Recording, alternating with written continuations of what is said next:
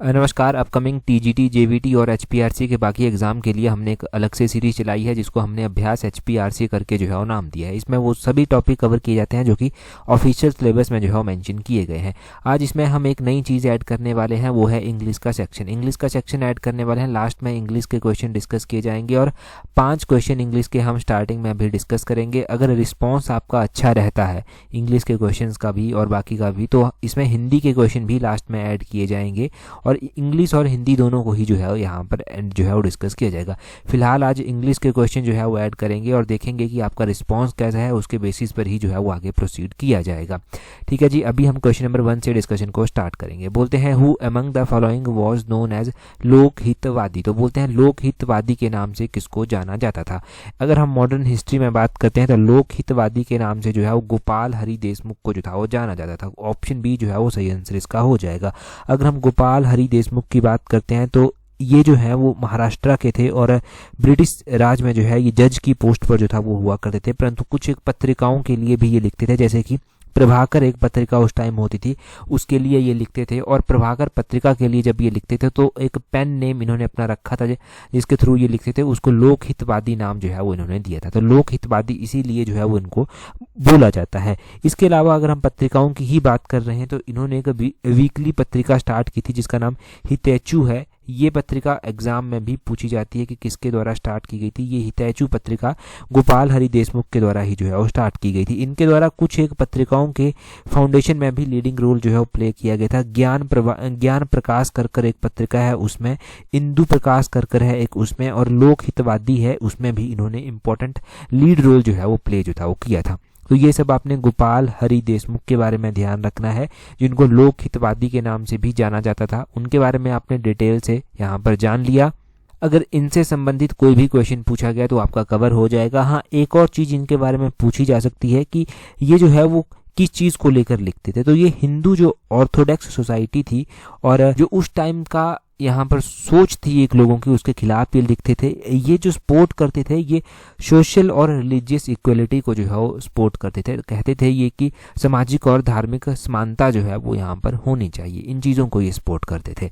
ठीक है जी, अगला क्वेश्चन देखेंगे हमारे पास क्या पूछा गया। अगले क्वेश्चन में बोलते हैं which of the following commission was not associated with public service in India. तो बोलते हैं कि इनमें से कौन सा कमीशन जो है वो पब्लिक सर्विस से संबंधित नहीं है। तो देखिए, बोलते हैं कि कौन सा आयोग भारत के लोक सेवकों से संबंधित नहीं है यहाँ पर। तो यहाँ पर जो है वो सबसे पहले एटिशन कमीशन जो है वो दिया गया है। एचिशन कमीशन भी इसको बोलते हैं। और दूसरे नंबर पर जो है वो इस्लिंगटन कमीशन दिया गया है। तीसरे नंबर पर ली कमीशन दिया गया है और चौथे नंबर पर राधा कृष्णन मिशन जो है वो दिया गया है। कमीशन जो है वो दिया गया है, राधा कृष्णन कमीशन यहाँ पर दिया गया है। अगर हम बात करते हैं एचिशन कमीशन की, तो एचिशन कमीशन जो है वो पब्लिक सर्विस से ही संबंधित था। ये 1886 की बात है। लॉर्ड डफरिन के कार्यकाल में जो था वो इसको सेटअप जो था वो किया गया था। और ये जो इस्लिंगटन कमीशन है ये भी जो है वो पब्लिक सर्विस कमीशन से ही संबंधित है। इस कमीशन को जो था वो कब सेटअप किया गया था? 1912 में इसको सेटअप किया गया था। उस टाइम लॉर्ड हार्डिंग वाइसराय जो था वो हुआ करते थे, उनके कार्यकाल के दौरान जो था वो इसको सेटअप जो था वो किया गया था। इसके अलावा यहाँ पर ली कमीशन जो है वो दिया गया है। ली कमीशन देखिए ये भी जो है वो पब्लिक सर्विस से ही संबंधित है। अगर हम ली कमीशन की बात करते हैं कि इसको कब सेटअप किया गया था, तो इसको जो था वो 1923 में जो है वो लगभग सेटअप जो था वो किया गया था। 1923 में इसको सेटअप किया गया और इसको लॉर्ड रीडिंग के कार्यकाल के दौरान जो है वो सेटअप जो था वो किया गया था।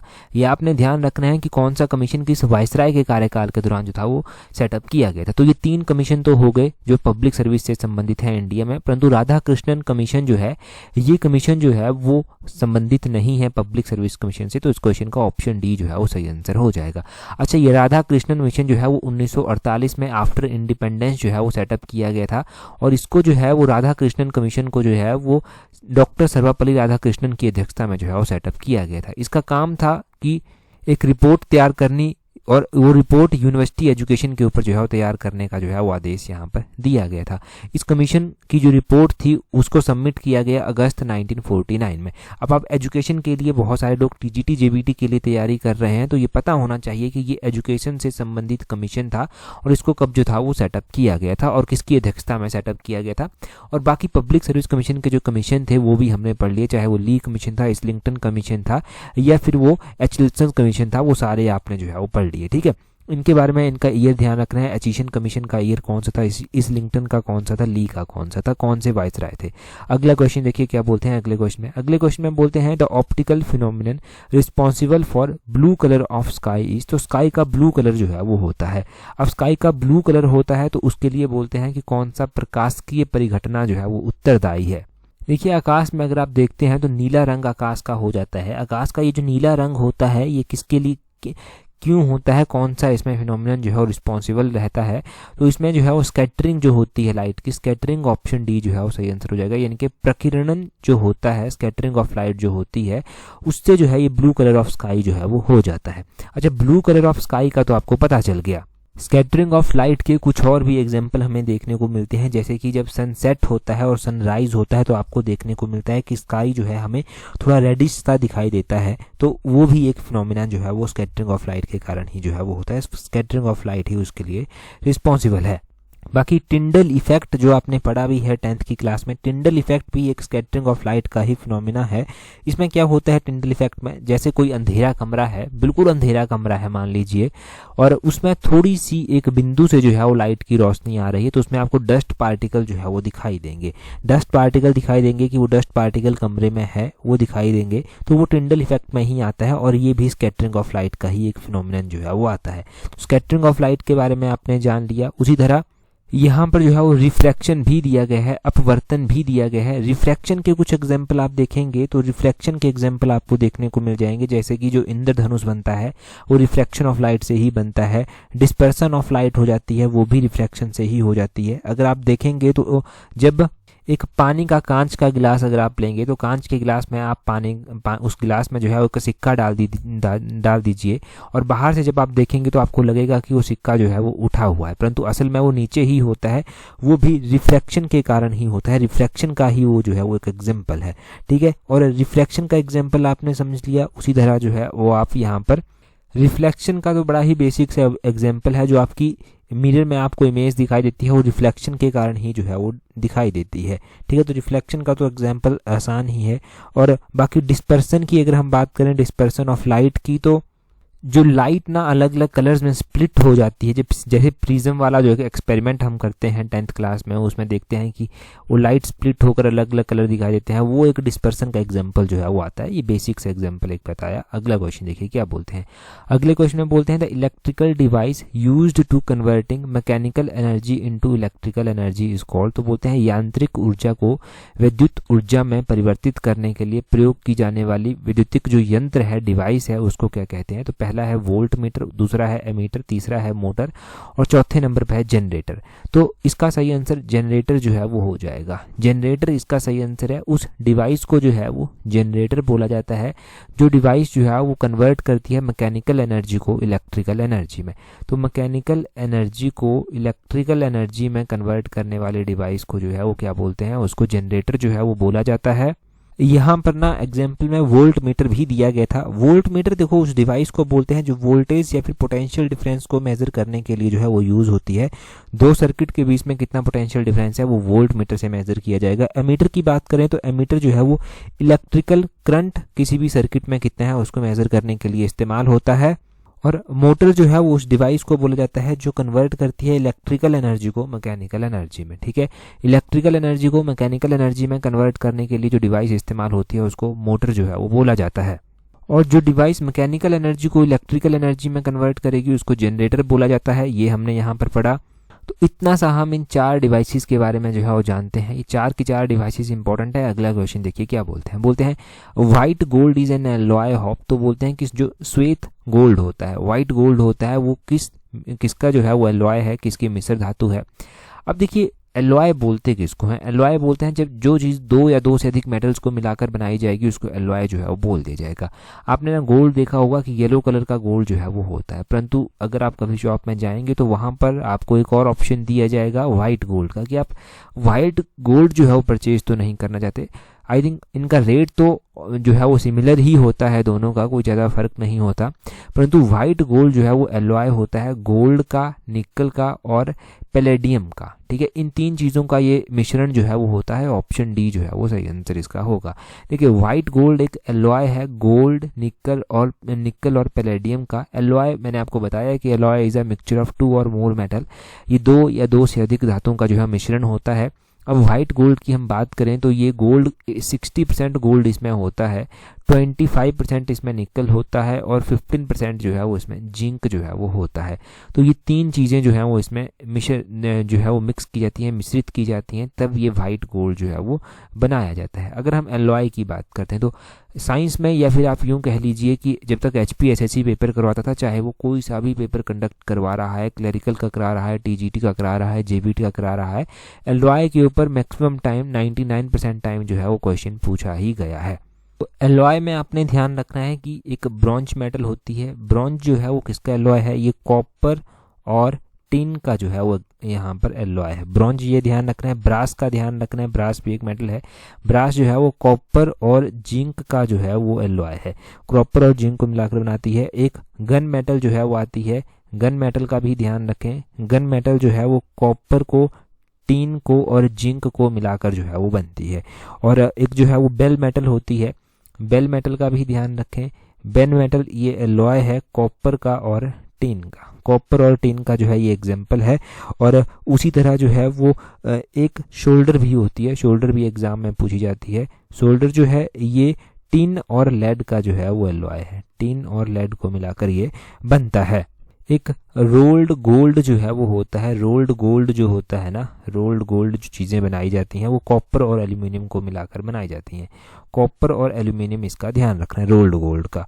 और जर्मन सिल्वर भी एक मेटल है। जर्मन सिल्वर की अगर हम बात करें तो वो कॉपर प्लस जिंक प्लस निकल को मिलाकर जो है वो बनाई जाती हैं। कॉपर, जिंक और निकल को मिलाकर ये बनाई जाती हैं। तो इतने से एग्जाम्पल आपने ध्यान रखने हैं। 5-6 चीज़ें तो हमने जान ही ली यहाँ से। अगला क्वेश्चन जो है हम यहाँ पर देखेंगे, परंतु अगला क्वेश्चन हम डिस्कस करें उससे पहले अगर आप तैयारी कर रहे हैं अपकमिंग HPRCA के TGT JBT एग्जाम के लिए या फिर बाकी एग्जाम्स के लिए जो आने वाले हैं, तो आप हमारी कॉम्प्रिहेंसिव टेस्ट सीरीज को टाइमली ज्वाइन कर सकते हैं, जिसका लिंक नीचे डिस्क्रिप्शन बॉक्स, कमेंट बॉक्स में दिया गया है। देखिए ये टेस्ट सीरीज आपके लिए बहुत ज़्यादा हेल्पफुल जो है वो रहने वाली है।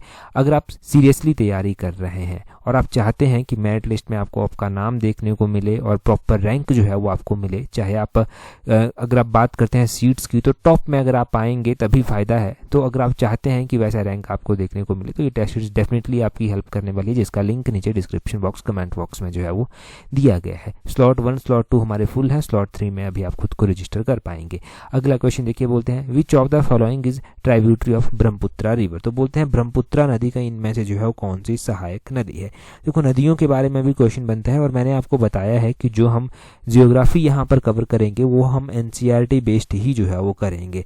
NCERT बेस्ड जियोग्राफी जो है वो कवर की जाएगी। और अब आप बात करेंगे ब्रह्मपुत्रा नदी की। तो ब्रह्मपुत्रा नदी के बारे में ध्यान रखना है कि इनमें से घाघर ब्रह्मपुत्रा की सहायक नहीं है, माही भी इसकी सहायक नहीं है, कोसी भी इसकी सहायक नहीं है, मानस जो है वो ब्रह्मपुत्रा की सहायक नदी जो है वो आती है।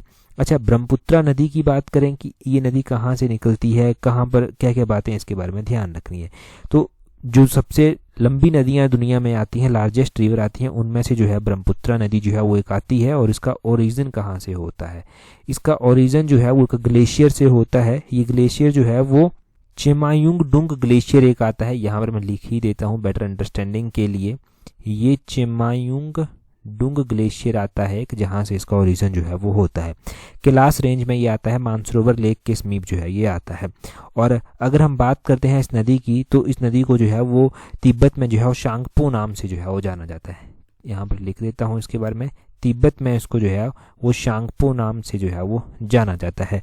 ठीक है जी। और इसको जो है जब ये नामचा बर्मा एक जगह का नाम है, जब ये मुड़ जाती है इंडिया की ओर वहाँ से आकर, तो इसको जो है वो शियांग दिहांग नाम से भी जो है वो जाना जाता है। और यही इसकी सहायक नदियाँ भी बनती हैं। दिबांग और शिकांग और लोहित ये आपस में मिल जाती हैं और ये इसकी सहायक नदियाँ जो है वो हैं और ब्रह्मपुत्रा नाम से जो है ये जानी जाती हैं। ब्रह्मपुत्रा जो है वो अलग अलग नदियों से जो है वो पानी इसको मिलता है। अगर हम लेफ्ट बैंक में बात करें कि लेफ्ट बैंक में इसको किस किस से पानी मिलता है, तो एक धनसिरी आती है, एक एक जो है वो धनसिरी आती है, एक बुरही-ढींग नदी आती है जहाँ से इसको पानी मिलता है।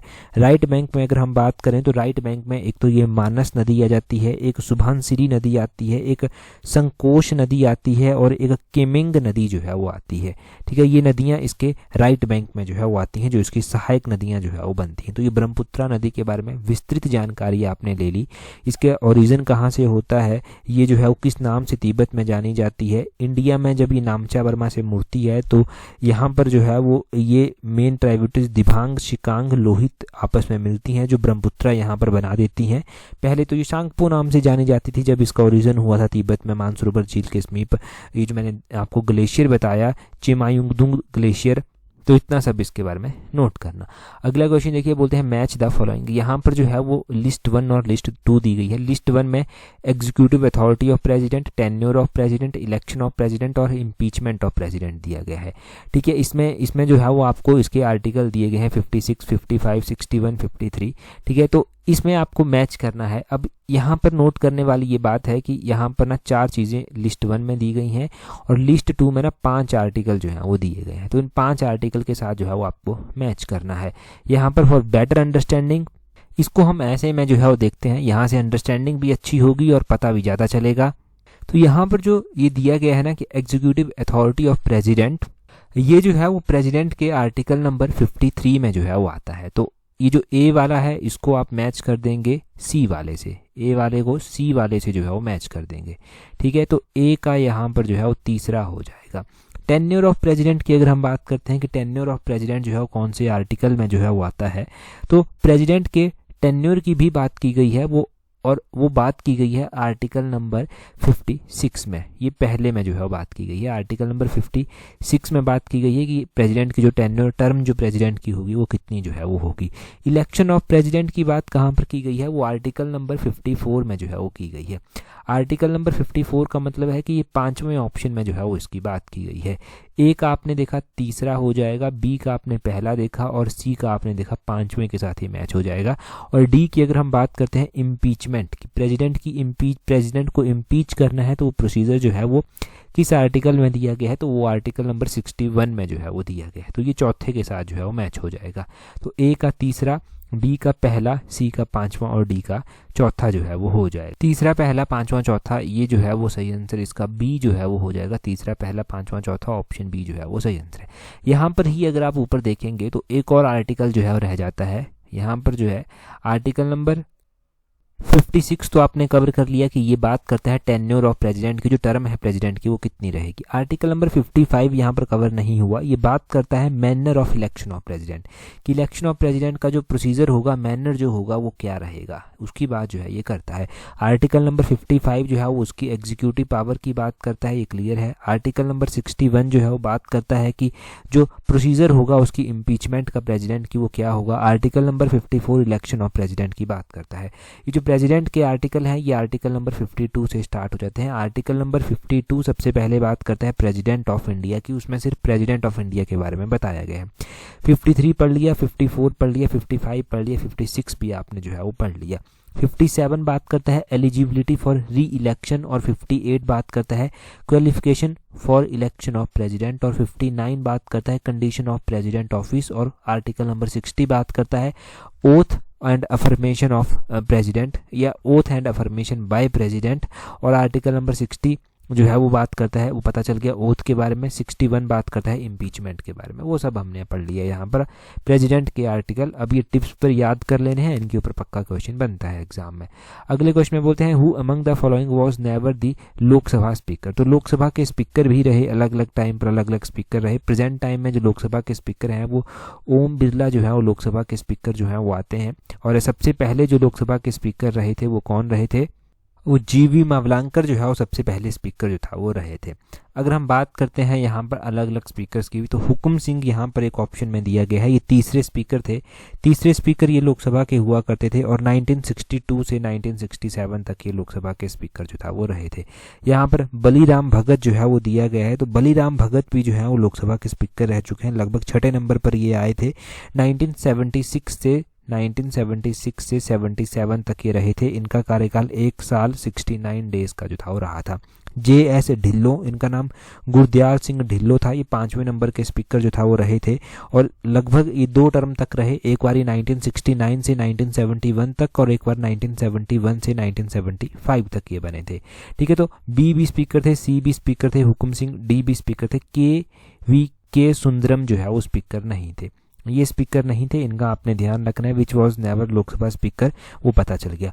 लोकसभा के जो सबसे पहले स्पीकर थे वो थे GV मावलांकर। GV मावलांकर जो है वो पहली बार बने स्पीकर 1952 में, 1956 तक रहे थे ये स्पीकर।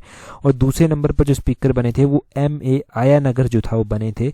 MA आयानगर जो है वो 1956 से 57 तक और 1957 से 1962 तक जो है वो स्पीकर रहे थे। अभी प्रेजेंट टाइम में ओम बिरला जो है वो स्पीकर हैं। ओम बिरला जो स्पीकर बने थे, ओम बिरला 2019 में पहली बार स्पीकर बने थे, फिर 2024 तक ये स्पीकर रहे। अभी 2024 में भी ये फिर से स्पीकर बनते हैं और अभी तक ये स्पीकर हैं लोकसभा के। अच्छा, लोकसभा की जो पहली महिला स्पीकर बनी थी वो कौन बनी थी? लोकसभा की पहली महिला स्पीकर जो था वो मीरा कुमार थी। मीरा कुमार 2009 से 2014 तक स्पीकर रही और लोकसभा की दूसरी महिला स्पीकर जो है वो सुमित्रा महाजन रही थी। सुमित्रा महाजन 2014 से 2019 तक जो है वो लोकसभा की स्पीकर जो था वो रही थी।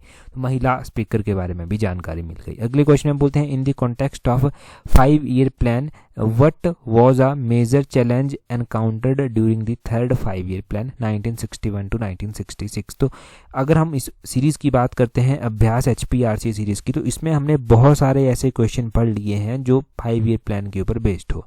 तो बोलते हैं कि तीसरी पंचवर्षीय योजना जो थी, इसके दौरान सबसे बड़ी चुनौती जो था वो क्या थी? अगर हम तीसरी पंचवर्षीय योजना की बात करते हैं कि ये योजना 1961 से लेकर 1966 तक थी, तो इस टाइम जो सबसे बड़ा चैलेंज जो था वो क्या था? वो था यहाँ पर the Indo Pakistan war of 1965। जो इंडिया पाकिस्तान वॉर था 1965 का, ये सबसे बड़ा चैलेंज जो था वो इस टाइम जो है वो रहा। अब हम बात करते हैं 5-year प्लान की। ठीक है, 5-year प्लान के बारे में हम थोड़ा सा डिटेल से जो है वो जानेंगे, थोड़ी सी डिटेल से जानकारी लेंगे। सबसे पहला 5-year प्लान 1951 में आता है, 56 तक रहता है। इसको जो है वो हारोद दोमर मॉडल के ऊपर ये बेस्ड था और 1956 से लेकर 1961 तक दूसरा 5-year प्लान आया। ये जो है वो PC मेहलोनोबिस मॉडल के ऊपर बेस्ड था और इस मॉडल में जो है वो हैवी इंडस्ट्रीज के ऊपर ज़्यादा फोकस किया गया था। थर्ड 5-year प्लान आया, ये 1961 से 66 के बीच और इस दौरान जो है वो इंडिया पाकिस्तान का युद्ध 1965 में देखने को मिला था। फिर इसके बाद 1966 के बाद प्लान हॉलीडे आ जाता है। पूछा जाता है कि प्लान हॉलीडे कब से लेकर कब तक था? प्लान हॉलीडे 1966 में स्टार्ट हुआ, 69 तक जो था ये रहा था। और उसके बाद फोर्थ प्लान आया 1969 से 74 तक और फोर्थ 5-year प्लान के बाद रोलिंग प्लान आ गया था। रोलिंग प्लान जो है वो कब से लेकर कब तक रहा था? वो 1978 से 1980 तक जो था वो रहा था। तो ये सब आपने यहाँ पर ध्यान रखना। अगला क्वेश्चन बोलते हैं, mid day meal scheme was launched in. तो ये मिड डे मील स्कीम जो था वो लॉन्च की गई थी। इस योजना को जो है वो कब लॉन्च जो था वो किया गया था? अगर हम मिड डे मील स्कीम की बात करते हैं तो मिड डे मील स्कीम जो था वो लॉन्च की गई थी स्कूलों में जो है वो बच्चों को खाना मुफ्त में देने के लिए। ये स्कीम 1995 में जो था वो लॉन्च की गई थी। अगस्त 15 1995 में इसको जो था वो लॉन्च किया गया था। ऑप्शन सी इसका जो है वो सही आंसर हो जाएगा। अच्छा, मिड डे मील स्कीम के बारे में आपको पता चल गया कि कब जो है ये लॉन्च की गई थी। अब ये जो है वो एजुकेशन से संबंधित स्कीम है तो इसके बारे में ऑब्वियसली आपको जानकारी होनी ही चाहिए। टिप्स पर ये क्वेश्चन याद होना चाहिए कि ये जो है वो कब लॉन्च की गई थी। अब हम बात करते हैं यहाँ पर कुछ ऐसी योजनाओं की यहाँ पर बात की जाएगी जो कि एजुकेशन से संबंधित हैं। जैसे कि सर्व शिक्षा अभियान लॉन्च किया गया था, ये 2001 में जो था वो लॉन्च किया गया था सर्व शिक्षा अभियान। वैसे ही जो है वो सर्व शिक्षा अभियान के अलावा जो है समग्र शिक्षा भी जो था वो लॉन्च की गई थी। समग्र शिक्षा जो है वो 2018 में जो है वो लॉन्च की गई थी। ये समग्र शिक्षा अभियान जो था वो लॉन्च किया गया था। बेटी बचाओ बेटी पढ़ाओ योजना कब लॉन्च की गई थी? एग्जैक्टली इसको कब लॉन्च किया गया था वो आप कमेंट कर जो है वो बताएंगे। कई बार एग्जाम में ये क्वेश्चन पूछा भी गया है। अब देखिए, हम इंग्लिश का सेक्शन जो है वो डिस्कस करेंगे। जो मैंने कहा था स्टार्टिंग में कि हमने एक नया इनिशिएटिव चलाया है आज से कि हम इंग्लिश के क्वेश्चन भी जो है वो यहाँ पर ऐड जो है वो करेंगे। तो इंग्लिश का सेक्शन चलेंगे और सबसे पहले क्वेश्चन से डिस्कशन को स्टार्ट करेंगे। अब सबसे पहले क्वेश्चन में फिल इन द ब्लैंक यहाँ पर दिया गया है। आपको बताना है कि यहाँ पर क्या करेक्टली जो है वो फिल किया जाएगा। यहाँ पर बोलते हैं the teacher gave the student dash instruction before the exam. तो बोलते हैं कि एग्ज़ाम स्टार्ट होने से पहले टीचर के द्वारा जो है वो कुछ इंस्ट्रक्शन दी गई। तो किस तरह की इंस्ट्रक्शन जो था वो दी गई? Teacher gave the students clear instruction, उसमें क्लियर इंस्ट्रक्शन जो था वो दी गई। बहुत ही आसान है, क्लियर यहाँ पर जो है वो हो जाएगा, पहले में क्लियर जो है वो इसमें हो जाएगा। ठीक है जी, अगला क्वेश्चन देखिए। अगले में बोलते हैं select the most appropriate option in the filling the blank. तो बोलते हैं the dog ran dash the garden chasing the cat. तो बोलते हैं डॉग जो है वो गार्डन में कैट के पीछे भागा। तो dog ran across the garden होगा, अक्रॉस द गार्डन होगा यहाँ पर, अक्रॉस यहाँ पर आ जाएगा, अक्रॉस द गार्डन। देखो बिटवीन तो नहीं आएगा, क्योंकि बिटवीन तब आता है जब दो चीज़ों के बीच में होगा। ऑन किसी के ऊपर आ गया, एट भी कुछ ऐसे मिलते जुलते, परंतु ये नहीं होगा, अक्रॉस द गार्डन इसका हो जाएगा। अक्रॉस द गार्डन ये सही है। आगे बोलते हैं यहाँ पर सिलेक्ट द एंटोनियम, यानी कि अपोजिट मीनिंग आपको जो है वो चुनना है। यहाँ पर अपोजिट मीनिंग किसका चुनना है आपको? फ्लॉन्ट का। यहाँ पर अंडरलाइन किया गया है इसको, FLAUNT। पहले पता होना चाहिए कि ये फ्लॉन्ट होता क्या है। फ्लॉन्ट का मतलब होता है शान दिखाना, या फिर अकड़ना कह लीजिए, आप कह लीजिए अकटना भी हो सकता है, इसका अकड़ कर चलना भी हो सकता है फ्लॉन्ट। तो इस तरह से होता है फ्लॉन्ट का मतलब। अब यहाँ पर सबसे पहले दिया गया है पैरेड, PARADE दिया गया है। ये क्या होता है पैरेड? पैरेड का मतलब होता है यानी कि जो परेड की जाती है, जुलूस निकाला जाता है, वो होता है। तो फ्लॉन्ट के साथ इसका मिलना जुलना नहीं है। आगे जो है वो हाइड दिया गया है एक जगह। हाइड का मतलब आप जानते हैं छिपना हो गया। यहाँ पर जो है वो आपको एंटोनियम यानी कि अपोजिट बताना है। तो यहाँ पर एक जगह वाइड कर कर जो है वो दिया गया है। वाइड का मतलब है चौड़ा, या फिर घेर कर कह लीजिए। ठीक है, ये होता है इसका ब्रॉड कर कर मतलब। और उसके बाद ओपन जो है वो दिया गया है। ओपन, ओपन इनके खुला हो गया। अब देखिए जहाँ पर फ्लॉन्ट होता है शान दिखाना, वहाँ पर हाइड होता है एक तरह से छिपाना। तो छिपाना जो है वो इसका हो जाएगा सही। ठीक है, ऑप्शन बी जो है वो हाइड जो है वो सही आंसर हो गया। हाइड करना, छिपाना जो है वो फ्लॉन्ट का सही एंटोनियम जो है वो आ जाता है। अपोजिट मीनिंग बताना है। आगे बोलते हैं यहाँ पर ईडियम दिया गया है मैन ऑफ स्ट्रॉ कर कर। मैन ऑफ स्ट्रॉ ईडियम का क्या मतलब होता है? इसका मतलब होता है a person who is disregarded as lacking character और मोरलिटी। ऑप्शन सी सही आंसर हो जाएगा। मतलब कहते हैं कि he is a man of straw, मतलब वो ऐसा आदमी है कि ना उसका कोई प्रॉपर करेक्टर है, ना उसमें कोई मॉरल वैल्यूज है, तो उसको बोल देते हैं man of straw. He is man of straw. यार इसके साथ क्या बात करनी। तो ये हो गया इसका सही मतलब। आगे बोलते हैं यहाँ पर आपको साइनोनियम यानी कि सिमिलर मीनिंग जो है वो बताना है ब्रॉड का। ठीक है, ब्रॉड तो आपको पता है क्या होता है। ब्रॉड मतलब चौड़ा एक तरह से। ठीक है, ब्रॉड होता है व्यापक, विस्तृत, चौड़ा। ठीक है, अब यहाँ पर दिया गया है साइनोनियम इसका बताना है। पर्टिकुलर दिया गया है। पर्टिकुलर का क्या मतलब हुआ?